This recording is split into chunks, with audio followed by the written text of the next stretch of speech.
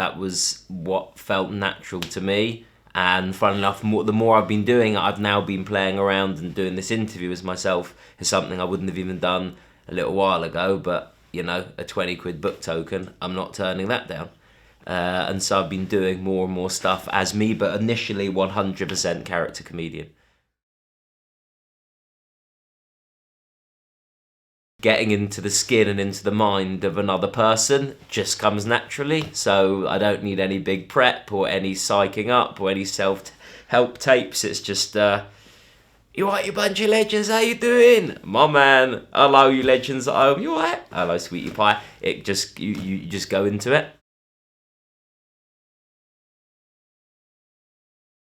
I was a prankster as a child at school and university.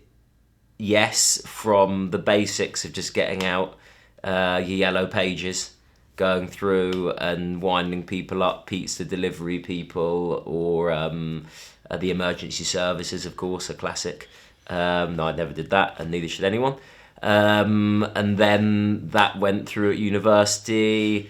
I remember getting my mates into clubs by turning up and saying to the bouncer, we've come here from Barcelona, this is the most famous club in Manchester, so we don't want to queue because we have a plane to catch. And it's like some Weatherspoons near Oldham. And they're like, oh, in you come, lads, come on. Got some Spanish, lads. Pranking and hoaxing and pulling people's leg, absolutely. And at medical school, I got booted out of a fair few classes, and then that carried on. And at school, I used to get kicked out of class a lot. In fact, there was one teacher and one class where my friends used to have little bets as to how long I'd last before I got booted out. So if you're watching, Mr. Kwai, yeah, done better than you, haven't I?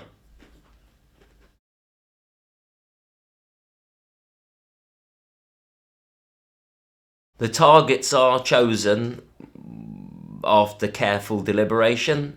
It's not, the random acts towards random people. And I think that unless most people are siding with you and thinking that these targets are deserving, I don't think the stunt would work. So when I say work, I mean that people find them funny. And I don't think people find them funny if you're targeting someone who's not deserving. And all of the people or organisations, they're big and they're powerful and they're people who, if you can burst their bubble just for a split second, then to me that's funny. And you've got that clash of real and, comedy and reality clashing. And that's a nice moment, be it joining Kanye on stage or handing the Prime Minister a P45. Favourite is a really hard call. I was doing an interview with a newspaper the other day where we were talking about all of them and they're asking me to pick a favourite. All of them have warm memories of different types of arrest and different cells to think about. But there's some great... the Kanye West one was a great photo and the England team one's great photos. So those have got warm memories. The hardest two to pull off are probably Donald Trump, because of just the vast amount of security, CIA, counterterrorism, the police, the personal bodyguards, and the who knows what else to get around. That was a real James Bond style bag swap heist. And the Prime Minister was a tricky one as well.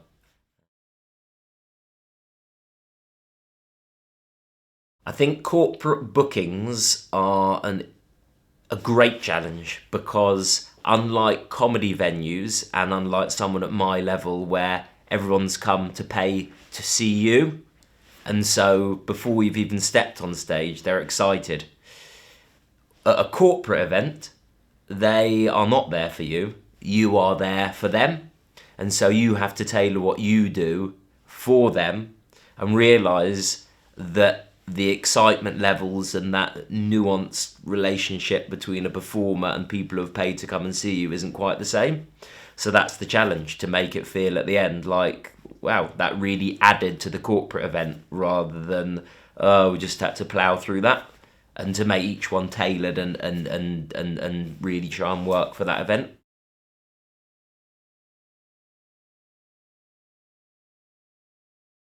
I think the more well-known you are, the easier it is. But I think corporates have a life of their own, and they are so different to umbrella them all under corporates. You can come on in the first minute when everyone's fresh and concentrating. You can come on in the third hour when everyone's hammered and disinterested. You can be presenting awards that half the people aren't even up for. Or everyone can be waiting on with bated breath for it, your every word, if it's the pinnacle of their evening. So each corporate is very different, and each stage in proceedings at a corporate is very different.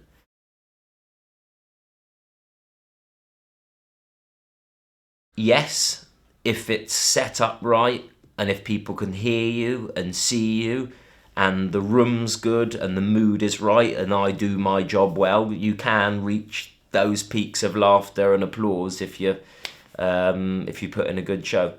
Yeah, and I always, even hosting and presenting awards, I always love that because I can add in little jokes here and there that they're not expecting, bonus things that they were just expecting it to be a bland and dry, let's just get through this and this and this, and I love bringing it to life a little bit and making it more entertaining. So obviously, inevitably, 95% of the tables there aren't up for that one particular award, so if you can keep them tuned in and happy, then it makes their evening more fun.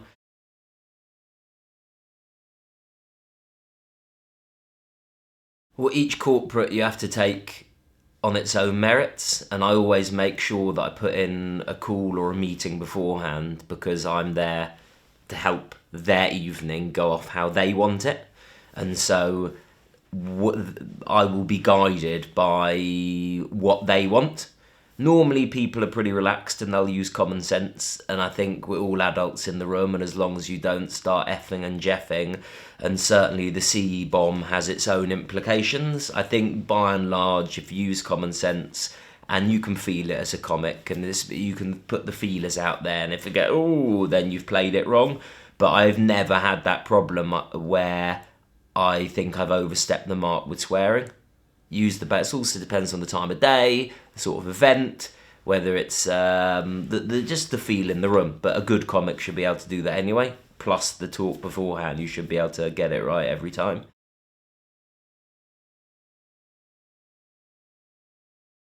Well, that's why I like working with you guys, because you've thought about that, and you'll be amazed the number of people that haven't. It does make a huge difference where you go on, when you go on, and how long you go on.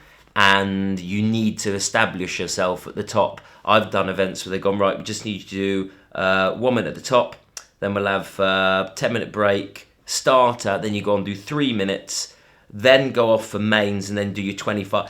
And it just doesn't work. You have to establish yourself at the top, and then you have to try and keep the wind in the sails as long as possible. There's no point in going on once for a tiny bit and a massive gap and then coming on. There's no hard and fast rule, but the fact that we're having these conversations, it is important, and it's something that needs to be considered.